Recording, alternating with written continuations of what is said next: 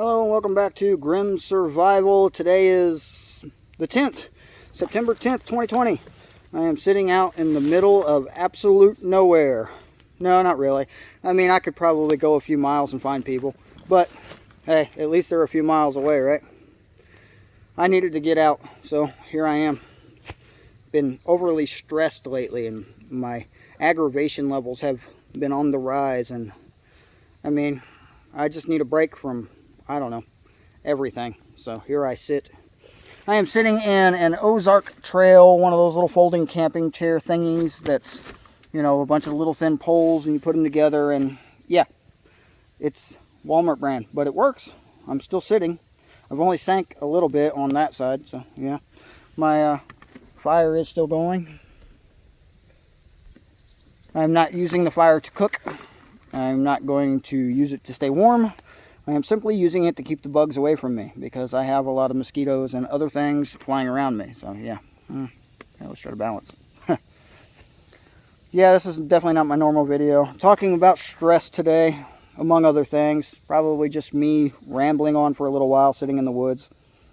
But yeah, it's been a really stressful couple of weeks for me, and I just, I need to get out, and I just need to be away from it for a while. Just enjoy the outdoors.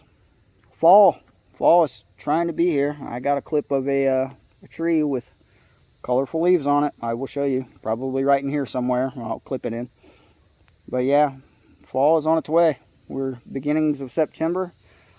Temperatures in my area, highs are still right around 80-degree mark, but lows are dropping into the 50s, so that's not too bad. That's camping weather. It really is. Well, the lows. I'd prefer the highs to be in the 70s and lows in the 40s before I actually put my tent up, but yeah, I'll get to it. I'll try to get a video of it before it gets too cold out. I will. But here I sit. I'm somewhere south of Indianapolis by about 60, 70 miles or so. Probably a good 30, 40 miles from my house too. So I just drove. I just decided I was going for a drive, and when I got here I just decided I was going to stay a while. So I'm going to sit here for a couple hours and just enjoy the sounds. Can you hear the sounds? Cicadas, birds, squirrels.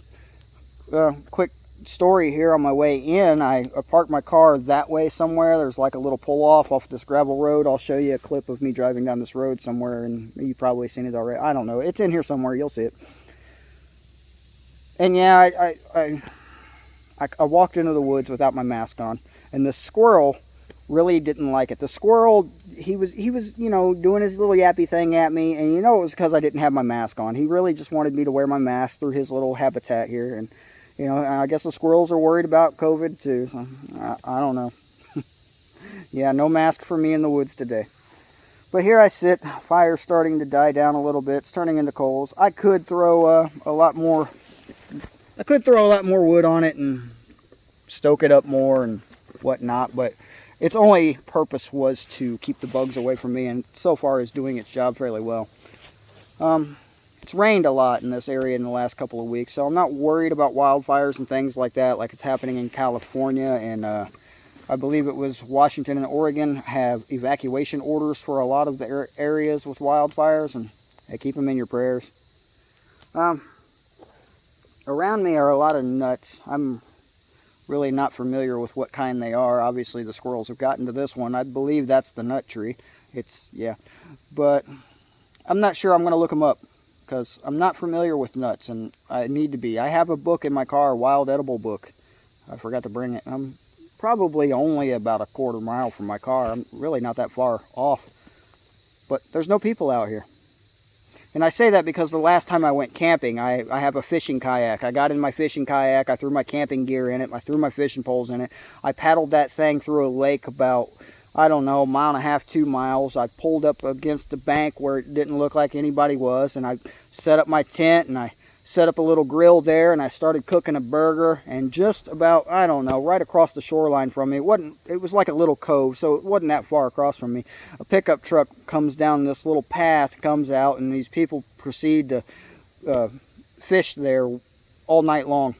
Yeah, and they had alarms on their poles, so every time they got a bite or somebody bumped their pole, this alarm would sound. And needless to say, I didn't get much sleep that night, and I believe I threatened to shove that pole up somebody's you-know-where if they didn't knock that noise off at some point during the night when it had woke me up for about the 4th or 5th time. Indiana, I mean, I love watching bushcraft videos, and I love watching videos of people that are, like Joe Robinette. I know you know of Joe Robinette. He's got millions of subscribers. I watch him all the time.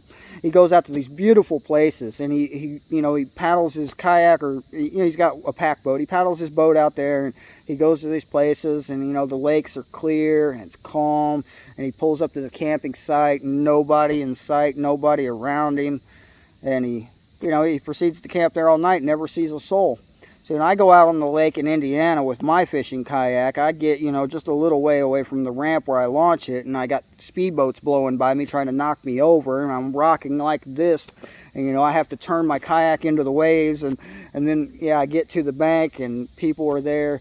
I was trying to record a video I told you about last week, and it just failed because of the GoPro. Yeah, I walked so far down this riverbank. I walked so far down this riverbank. I sat on a log in the shade just to have a break. I was drinking some water, and some people walked right out of the woods next to me.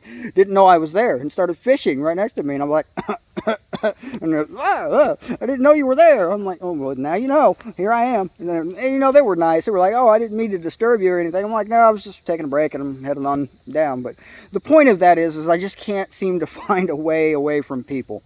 So I was driving out here just to drive. I've been down roads around here before. There's a lot of hiking trails in this area. I'm actually in what is called the Morgan Monroe State Forest in Indiana, which is an offshoot of the Hoosier National Forest, or pretty close to it at least. And yeah, it's the largest forested area in Indiana, and it's full of people on the weekends. Full of them. There's hiking trails all over the place, and you just cannot get away from people. You can't. Social distancing. I keep saying it in all my videos. COVID has failed me. It really has. I was hoping for some more social distancing. I really liked lockdown because I was the only one still driving around and there was no traffic out. I liked it. Rush hour traffic. It was really odd though. Rush hour traffic. There was no people out. Everybody was on lockdown, and they believed it and they obeyed it. That was the biggest thing for me, is that they actually obeyed the lockdown. I didn't. But people, they'll obey anything a sign tells them to do. If the government tells them something and they put up a sign, they'll do it. No right turn on red when there's not a car for 1,000 miles from you. Yeah, they'll sit there and wait for that light to turn green. No concealed carry in this store. Yeah, they'll leave it in the car. That's the worst place you could ever leave it, is in your car. Don't leave it in your car. That's how they get stolen. Most criminals get armed by people leaving things in their car. So I would strongly recommend you don't do that. This is going to be one of those videos where I just randomly flap my jaws until I get tired of it, because but it is really beautiful out here. I will show you some of the scenery around me. It is beautiful. My fire's pretty much gone out. That's how long I've been talking. So yeah, it's still smoking a little bit. It's keeping the bugs away. I have water with me, and like I said, it's rained in the area. There's no real risk of wildfire here. I cleared the path a bit, or cleared the spot. So yeah, and it's just smoldering now. Be right about the good time to boil some water if I needed to, but like I said, I don't. I have all of my camping gear in my car, all of it. I always have all of it. I'm going to do a trunk video for you. Anybody want to see a video of what's in my trunk? Yeah, I'll show you that video. All right, quick story. I have people that I'm not going to claim they're related to me just because of this story. I know people. We'll just put it that way. I know people. And this was a long time ago. This was at least 15 years ago. In Texas, I might add. That's where they're from. Keep that in mind. That's a moral... Never mind. I won't bash Texans today. All right, so here's the story. Quick story. They are moving out of their place. And I don't know where they're going, but they have illegal plants. And I'm not going to name it, but they have illegal plants in the trunk of their car. Illegal plants. Now, this story gets even better because they get pulled over, and the one no, he wasn't the one driving. The one driving is just like, shush, shush, be quiet, let me do the talking. One of those kind of things like you see in the TV and the movies, right? Okay. The one in the passenger seat tells them what's in the trunk, tells the officer what's in the trunk, and then proceeds to blame it on everybody else and get everybody in the car thrown in jail. Like I said, I'm not going to claim that these people are related to me. I'm not. But yeah, stories about trunks. I have nothing illegal in my trunk. Nothing at all. Okay, I had to think about that for a second. But no, there's nothing illegal in my trunk. I do have all my camping gear. I have my hiking pack, my go bag or bug out bag or emergency kit, whatever you want to call it. I used to call it my 200-mile bag because I was always about 200 miles from my house, and I set it up to actually walk 200 miles back. That's what it was set up for. My chair's sinking. I'm going to have to stand. Okay.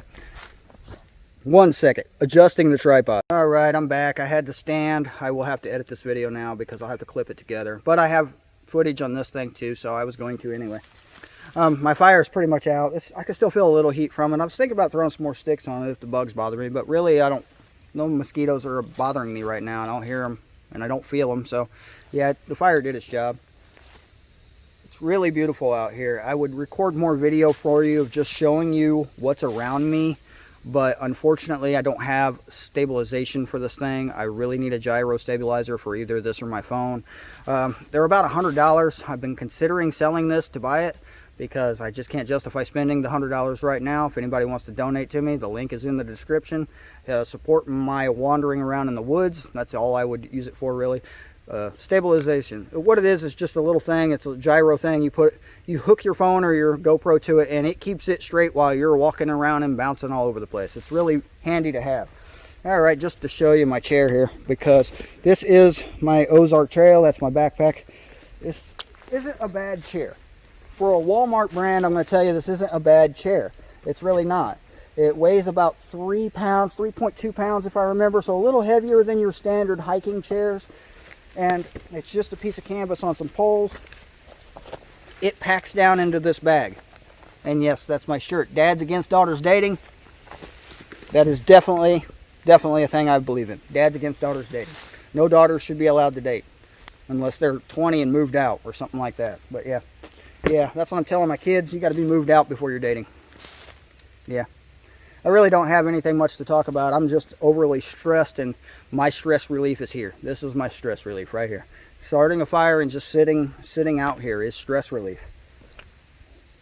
Exploring places and finding things like this weird nut. Anybody know what this is? I don't. It looks like a squirrel's bit into this one. Look at this. It's got like a squirrel. Oh, man. Focus. Focus.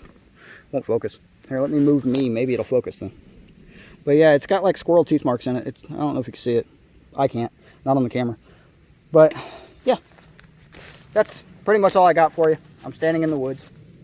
I might get this video up today. Maybe. September 10th. It might go up on 9/11, but I'm going to try to get it up tonight. I do have places to be a little bit later. I would love to stay out here for the night.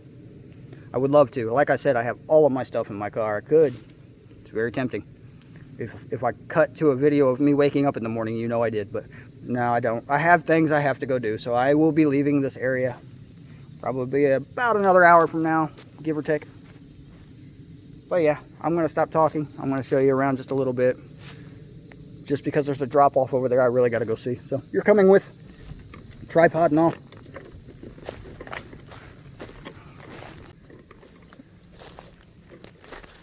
So this is what I mean about trying to, ow, I said. That was painful. Look at the thorns on that thing. You see those? There's thorns on this thing. And they hurt. Watch where you're walking. Situational awareness failed me that time. Alright, I am trying to get over here. But this is what I mean about stabilization. This thing's bouncing all over the place, and I can see it. I'm walking very, very slowly. I don't know if you can see it. But down there is approximately a 30-foot drop. Here in the Midwest, we call that a holler. Yeah, that's a holler. In case you ever heard the country song, that's what that is. Alright, yeah, I came back. I stoked the fire a little bit. Bugs were bothering me, but just want to remind you guys before I leave out of here, it's getting a little bit later and I'm going to have to go soon anyway, but just to remind you what we have on this planet. The beautiful places that we have. The natural resources that are all around me and just all around everyone. In most places, unless you're in the middle of a city, obviously there's nothing natural about that. Just remember that, because I read an article this morning that we are losing natural habitats and losing places like this at an unprecedented record rate right now. Humans are just destroying the planet. Overpopulation. Coronavirus has failed us. Overpopulation. Everybody's just using everything. They're cutting down the forest like you wouldn't believe. Places like this need to be protected from people that just don't know how to protect it. My fire's about out again. I'm going to pour water on it, make it look like I was never here, and then I will see you for the next video. This has been Grim Survival. Like, subscribe, and share the video. And remember, it's grim out here.